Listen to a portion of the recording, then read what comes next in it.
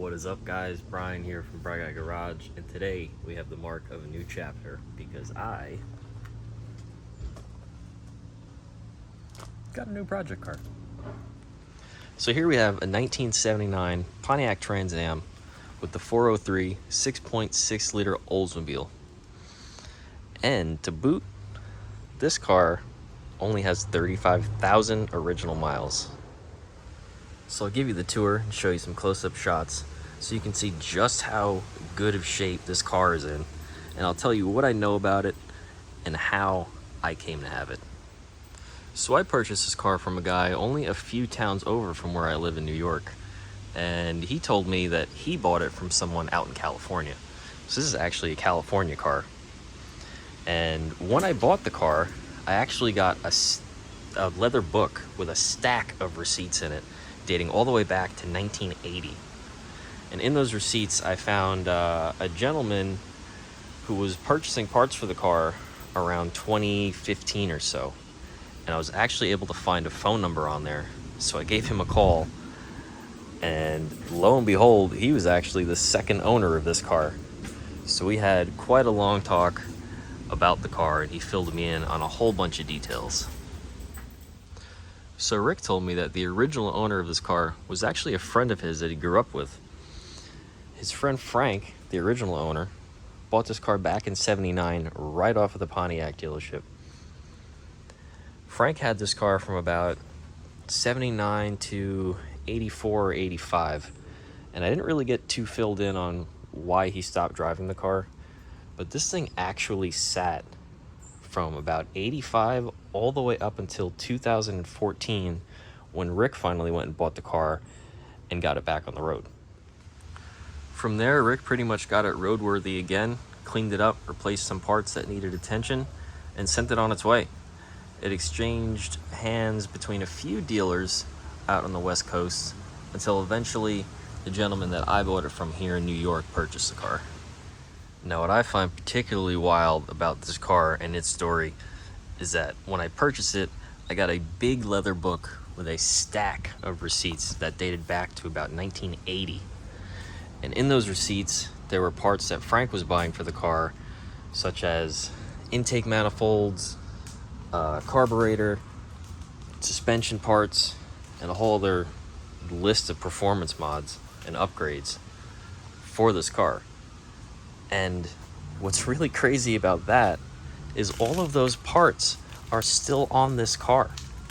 I found the suspension blocks that I found the receipts for, the engine parts, the intake is still on there, and just the list goes on.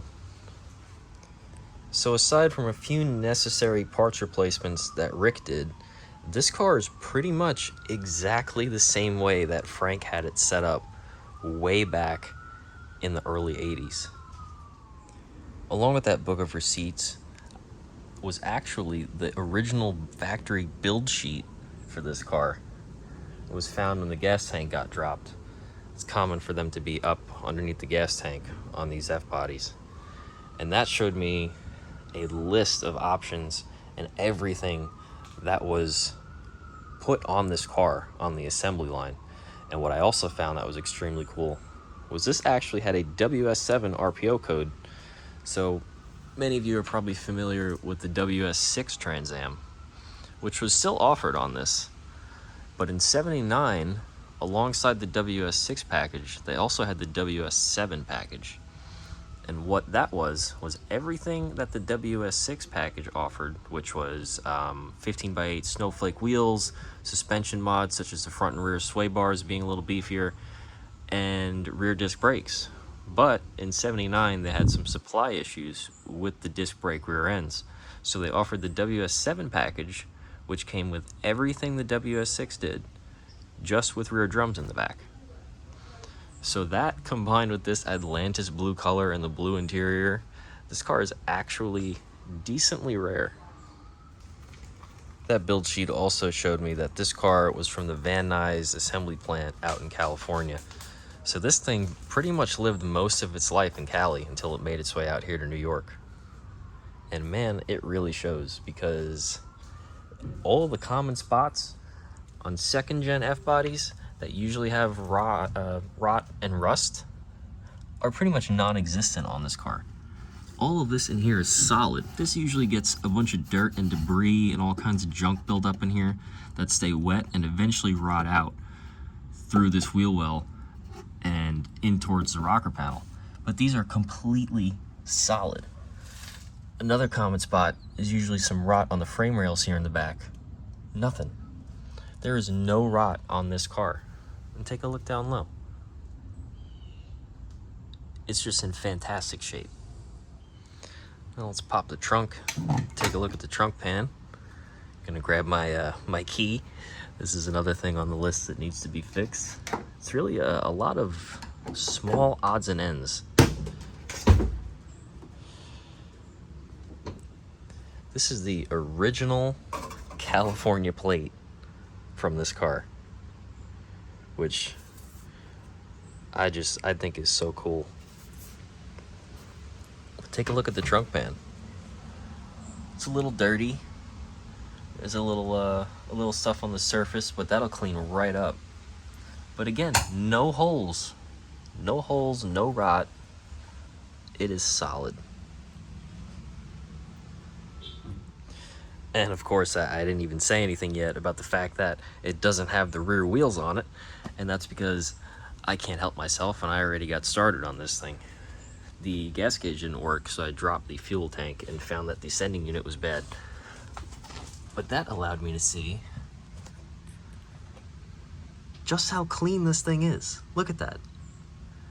The original paint that they put at the assembly plant on the underbody is still completely intact and in great shape. Again, no rot, no rust, no holes. It's solid and it's still shiny. The original undercoating is still all intact back here along the frame and the trunk drop pans. And it's just, it honestly, it still blows my mind as I look at this, how clean this car is. Because here in New York, pretty much the whole East Coast, you do not see things like this.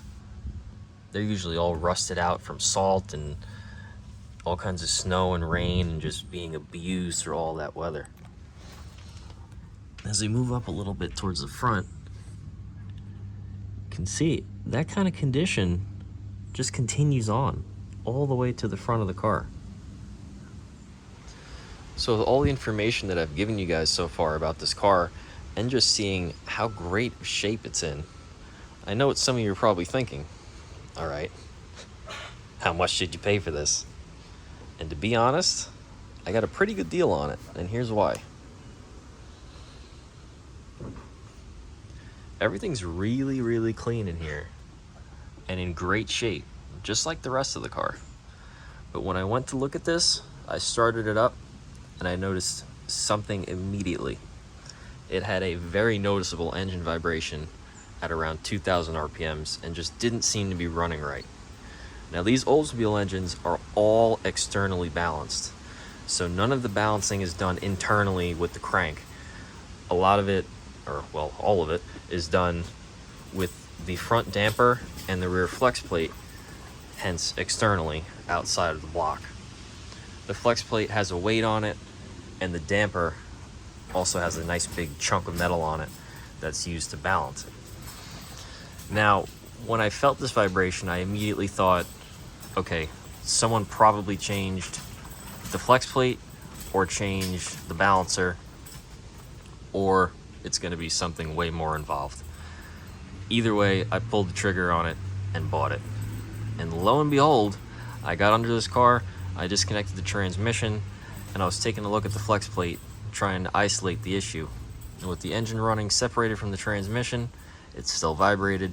So I yanked the flex plate off, and I got another one, a factory replacement, to install and replace that. But that one didn't fit. And that's when my curiosity peaked, because I know I got the right flex plate for this car. Why wouldn't it fit? So I took a closer look at the back of the engine and at the back of the crank flange from underneath the car, and noticed that from the pictures that I saw and the books that I have, it didn't look like a stock 403 crank. One of my dogs is having a time back there. So what ended up happening, or what I found, was that the 403 crank was taken out and swapped with an Olds 330 crank. And this is not very well known at this point in time because a lot of those Olds 330s are pretty much gone. But the reason for that being was that from the factory, those 330 cranks were forged. So now I'm sitting here looking at what I thought was a mostly stock 403 with now a forged crank in it. So I ended up looking through the book of receipts that I have, and man, I when I say it was a stack, I mean it was a stack. So I took one night and just sat there and looked through every single receipt, and some of them were so old that I had to sit there with a flashlight and a magnifier and try to get the right angle to see the ink on these receipts. But eventually I found that this engine was brought to a machine shop, and it was bored 30 over, it was decked, it was balanced, it has better flowing earlier Oldsmobile heads on it. It has a Kenny Bell camshaft and lifters, valve springs, retainers, all that. So this thing actually is quite a bit worked. So after finding all this out, I ended up calling Rick back because I had a few more questions. He told me that this car never ran right for him either. He pretty much got it when it wasn't running and wasn't driving. And I'm not sure why, but he ended up changing the harmonic balancer and the flex plate. So right away, I'm like, okay, I have the machine shop receipts from the 80s showing that this thing was balanced. So if he changed the balancer and the flex plate, this thing is definitely not balanced anymore, especially for a 330 crank.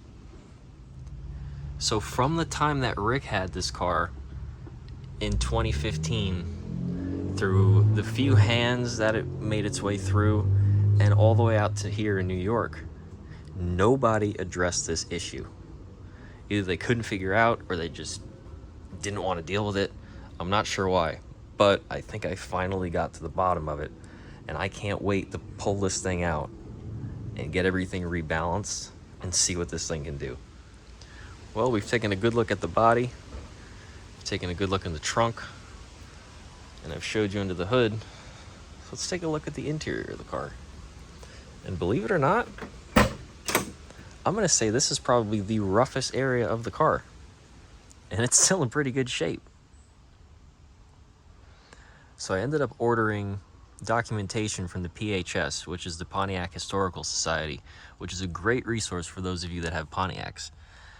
I gave them the VIN number and some more information about the car, and they were able to get me the original dealer invoice from when the dealer received the car, and that showed me some more options and other information about the car that the dealer took note of when it was received. Now, a lot of this I knew already because of the build sheet, but it's still something that was really cool to have and to look through. And it also helped me to verify that this is, in fact, the original interior. It's the original color, it's the original seats, everything. And I was also able to find some cool options. I'll move these leaf spring bushings out of the way. That's what's going to be getting done next. What I found was, originally, this car had an AM/FM 8-track player in it. And man, do I wish that was still in here, because I have not had a car with an 8-track player. I'm 30 years old, that's kind of before my time, but I would have loved to have this thing with an 8-track in it. That would have been great. Also, another cool thing that I found is that this has an electronic trunk release, which I had no idea that second-gen F-bodies had. That was pretty cool to find as well. It has rear defrost. It has a deluxe map light up there, which I need to order the lens for and a couple other things. That's got some extra bulbs in it, so apparently that was an extra option. But overall, it is in really, really good shape. You have power windows and power locks, which I'm pretty sure all Trans Ams did at this time. There are a few areas in the car where the panels don't actually match as far as color goes. And I'm guessing things got swapped over the years, or who knows. There are a couple questionable things that were done to this car by the original owner. So that's why I say this is probably the roughest area of the car, and it's really not that bad at all. And the back seats, great shape. Sail panels, the deck panel in the back, everything's solid. The door panels are a little dirty, they definitely need to be cleaned up. But other than that, I'm gonna get the I'm gonna take one of the good panels in here and get it color matched, and then I'll get a nice SEM paint for that, and I'll spray everything and get everything to the factory color, matching the way it should be. And that should bring this interior back to just about perfect. Oh, and before I shut this door, just to really drive home how clean this thing is, these spots usually always rust. Wild. So that just about gets you guys all caught up on the new project car. And honestly, there's really not much to do on this. It might seem daunting to some people to have to take the engine out and get everything balanced, but I've taken the engine in and out of my Camaro so many times that it's really not a big deal, especially on these cars. The front ends are so long, it just comes right out. I'll take the hood off and yank it out. And I already got the transmission separated, so that's just going to make it that much easier. So that is definitely the first order of business, is to get this 403 out and disassembled, and then I'll bring the rotating assembly to the machine shop to get balanced, where I hope that fixes the issue, but that definitely seems to be what the vibration is about. Other than that, there's really just a bunch of small odds and ends that need to be taken care of, such as the interior, like I showed you. I need a lens on the dome light. I need to get the horn button back on, get all the panels color matched in there. And then there's just a few small chips on this car that could use some love. But I mean, how old this car is, it's still just crazy. Another thing, I bought this car with 17-inch American Racing torque thrusts on it. Those are going to be coming off. They might go on my Camaro, I'm not sure yet. And I'm going to be getting the original 15x8 snowflakes to go back on this car because it just needs it. I can't do this. This needs snowflakes. Otherwise, some suspension things need to be done. The control arm bushings are pretty much shot. I could probably use some new shocks. And as we saw earlier, I already have the fuel tank out and the leaf springs out. I have the new fuel sending unit already in the tank. Tank is ready to go back in. And I changed the front leaf spring eye bushings, brand new ones. I have the shackle bushings in the car, ready to replace the old worn out ones that were in the back. And then from there, I'm going to do the sway bar bushings, and I already did the body mounts. So all the bushings on this car are going to be set and ready to go. So I can't wait to see how it rides. But other than that, there's not much left to do. This really was a great find, and I absolutely love this car. Now the question is, am I going to sell it and try and make a profit off of it? Well, it seems like the right thing to do, and that is why I bought it. But